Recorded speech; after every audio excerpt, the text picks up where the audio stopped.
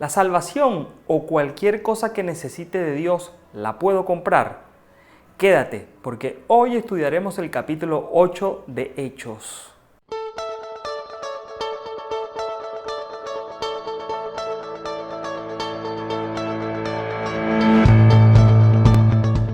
El capítulo 8 del libro de los Hechos es muy importante en la historia de la iglesia. La iglesia había empezado a existir como una institución exclusivamente judía. En el capítulo 6 vimos que empezaron a producirse las primeras murmuraciones acerca de lo que habría de ser el gran debate sobre la aceptación de los gentiles. Esteban tenía una visión que trascendía con mucho las limitaciones nacionales. El capítulo 8 nos presenta la expansión de la iglesia. La persecución diseminó a la iglesia más allá de las fronteras de Palestina y los cristianos llevaron el evangelio donde quiera que fueron. En primer lugar, Felipe, que era uno de los 7 como Esteban y que no debe confundirse con el apóstol Felipe, que era uno de los 12, anunció el evangelio a los samaritanos, que formaban como un puente natural entre los judíos y los gentiles, porque eran una mezcla de ambas razas. Luego nos encontramos con el incidente de la conversión del eunuco etíope, con quien el evangelio penetra en un círculo aún más amplio. La iglesia aún no había asumido su misión universal, pero cuando leemos este capítulo a la luz de lo que sabemos que ocurrió después, vemos a la iglesia inconsciente, pero irresistiblemente extendiéndose para cumplir su vocación de llevar el evangelio hasta lo último de la tierra. En aquel día hubo una gran persecución contra la iglesia que estaba en Jerusalén, y todos fueron esparcidos por las tierras de Judea y de Samaria, salvo los apóstoles. Los apóstoles se mantuvieron en su sitio. Ellos enfrentaron los peligros que pudieran presentárseles. En Filipenses 3:6, Pablo dijo que su vida antes de Jesús era tan celoso en su fe religiosa que persiguió a la iglesia. Su supervisión de la ejecución de Esteban fue solo un ejemplo de esta persecución. Saulo asolaba la iglesia. La palabra que se usa en el original denota una crueldad brutal. Algunas personas eran perseguidores renuentes, pero Saulo no era uno de ellos. A él le gustaba atacar a los cristianos. Saulo de Tarso, a quien la mayoría de nosotros conocemos por su nombre romano, Pablo, después vino a remorderse grandemente por aquella persecución de la iglesia. Más tarde escribió: porque yo soy el más pequeño de los apóstoles, que no soy digno de ser llamado apóstol, porque perseguí a la iglesia de Dios. Hechos 26:11 describe lo que quizás Pablo lamentaba más. Dice que muchas veces los castigó en toda la sinagoga, los forzó a blasfemar y enfurecido en gran manera contra ellos, los perseguía hasta en las ciudades extranjeras. Quizás Pablo haya sufrido muchas noches sin dormir, pensando en aquellos a quienes forzó a blasfemar. La muerte de Esteban era solo el comienzo. Las compuertas de la persecución ahora estaban abiertas contra los cristianos. Saulo era solo uno de los muchos perseguidores de los cristianos. La muerte de Esteban puede parecer algo sin sentido a primera vista. Su joven ministerio de poder y elocuencia fue interrumpido repentinamente. Su ministerio también pareció terminar en fracaso. Nadie fue llevado inmediatamente a la fe, y todo lo que surgió fue más persecución contra la iglesia.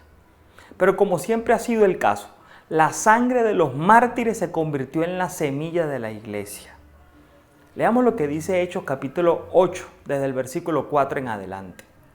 Pero los que fueron esparcidos iban por todas partes anunciando el evangelio. Entonces Felipe, descendiendo a la ciudad de Samaria, les predicaba a Cristo, y la gente unánime escuchaba atentamente las cosas que decía Felipe, oyendo y viendo las señales que hacía. porque de muchos que tenían espíritus inmundos salían estos dando grandes voces, y muchos paralíticos y cojos eran sanados. Así que había gran gozo en aquella ciudad. Cuando los cristianos se diseminaron, Felipe, que había sido elegido como uno de los 7, llegó a Samaria y se puso a predicar el evangelio.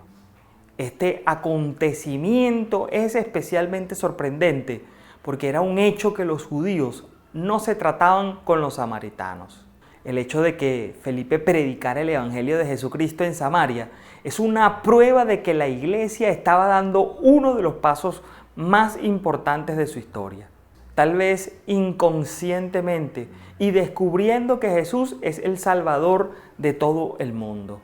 Sabemos muy poco de Felipe, pero él fue uno de los obreros y siervos de la iglesia cristiana. Felipe vino presentando el evangelio con señales y prodigios, siguiendo una confirmación impresionante. Cuando la gente encontró a Jesús, había gran gozo en aquella ciudad. El versículo 9 dice: pero había un hombre llamado Simón, que antes ejercía la magia en aquella ciudad, y había engañado a la gente de Samaria, haciéndose pasar por algún grande. A este oían atentamente todos, desde el más pequeño hasta el más grande, diciendo: este es el gran poder de Dios. Simón el mago no era un tipo tan raro en el mundo antiguo. Había muchos astrólogos, adivinos y magos. Y en una época tan crédula ejercían una gran influencia y se ganaban la vida cómodamente. Los samaritanos asumieron incorrectamente que porque Simón tenía un poder espiritual era de Dios. Sin embargo, eso simplemente no era cierto. Cualquier poder que Simón tenía era de Satanás, no de Dios. A Simón le impresionaban los efectos visibles de la imposición de manos e intentó comprar la capacidad para hacer lo que hacían los apóstoles. Lo que previamente habían sido engañados por Simón y sus artes mágicas, ahora creyeron a Felipe y lo que predicaba. Felipe trajo el mensaje del evangelio y ellos lo creyeron. El versículo 18 en adelante dice: cuando vio Simón que por la imposición de las manos de los apóstoles se daba el Espíritu Santo, les ofreció dinero diciendo: dadme también a mí este poder, para que cualquiera a quien yo impusiere las manos reciba el Espíritu Santo. Entonces Pedro le dijo: tu dinero perezca contigo, porque has pensado que el don de Dios se obtiene con dinero.